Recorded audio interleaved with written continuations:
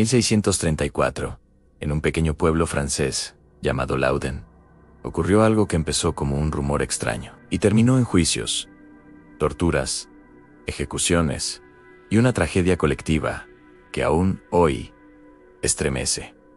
Todo comenzó dentro de un convento de monjas ursulinas. Al principio, nada parecía fuera de lo normal. Rezaban, estudiaban, seguían una vida estricta, cerrada, silenciosa. Pero poco a poco, algo empezó a romper esa calma artificial. Las monjas comenzaron a gritar por las noches. Decían ver sombras. Aseguraban sentir presencias. Algunas se retorcían en el suelo, convulsionaban, blasfemaban. Hablaban con voces que no parecían suyas. Otras decían estar poseídas por demonios que las obligaban a decir obscenidades en pleno acto religioso. En una Francia profundamente católica, en plena tensión política y religiosa, aquello no se interpretó como una crisis psicológica, ni como estrés, ni como represión emocional. Se interpretó de una sola manera.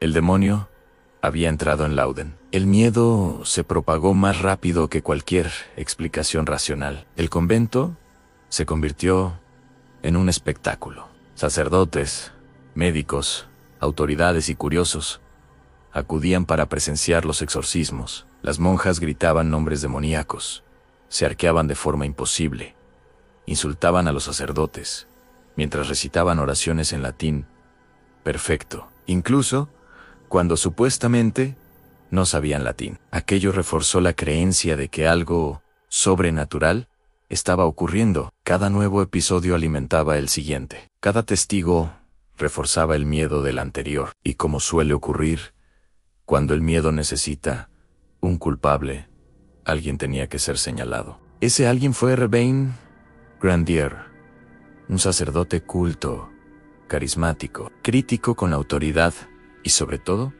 incómodo para el poder local. No era un hombre perfecto, pero tampoco era un demonio. Sin embargo, en un contexto de histeria colectiva, la verdad deja de importar.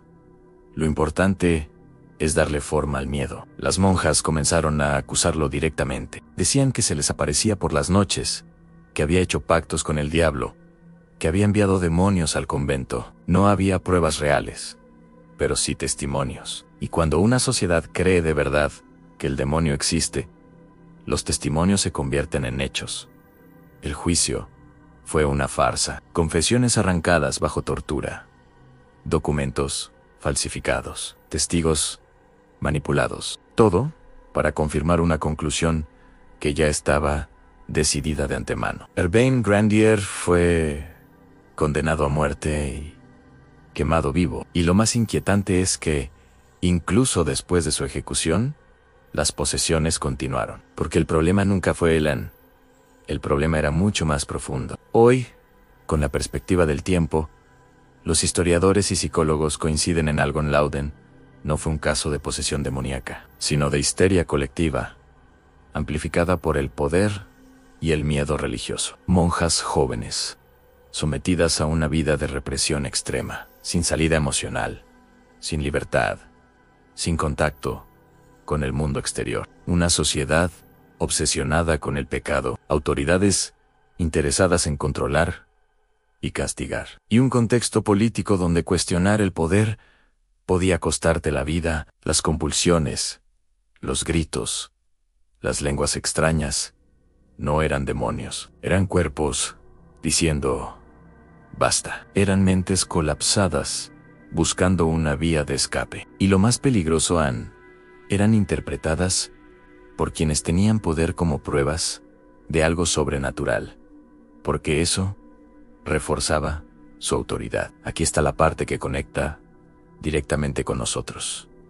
Lauden no fue un error de personas ignorantes, fue un error de personas convencidas, convencidas de estar haciendo lo correcto, convencidas de tener la verdad, convencidas de que el miedo justificaba cualquier decisión. La tragedia de Lauden nos enseña algo incómodo.